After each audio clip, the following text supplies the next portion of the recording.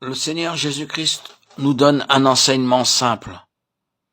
Il nous enseigne ces profondes vérités par de simples exemples. Comme cela est merveilleux. Il veut nous amener à jouir de la plénitude de Dieu. Il accomplit quelque chose et nous avons également à accomplir quelque chose. Dieu nous lave et nous purifie. En nous transportant dans cette plénitude, Dieu nous purifie. Il utilisa d'abord la parole de Dieu. Si nous voulons connaître la plénitude de Dieu, nous devons être imprégnés de la parole de Dieu. Vous êtes purs à cause de la parole qui parle en vous. Ta parole, je l'ai enfuie dans mon cœur afin de ne pas pécher contre toi. C'est le chemin de la purification en prenant garde à la parole.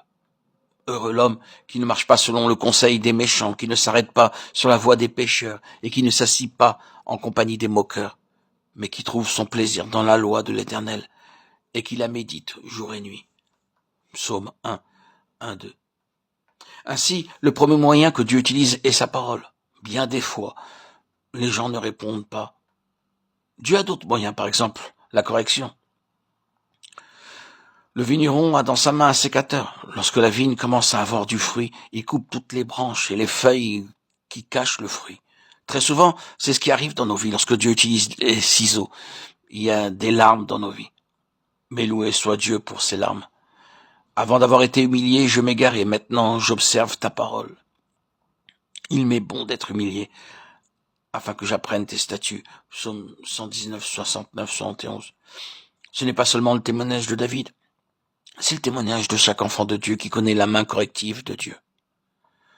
Nos pères nous châtiaient pour peu de jours, comme ils le trouvaient bon. Mais Dieu nous châtie pour notre bien, afin que nous participions à sa sainteté. Hébreux 12, 10.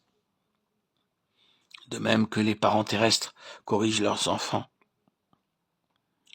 De la même manière, notre Père céleste nous corrige afin que nous devenions participants de sa sainteté.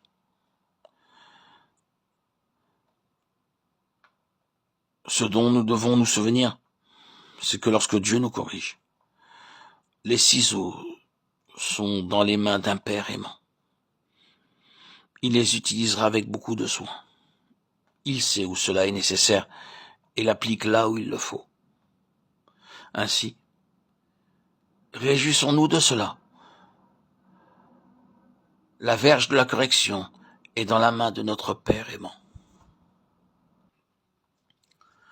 Par sa parole et la correction, il œuvre dans nos vies. Notre part est le repos.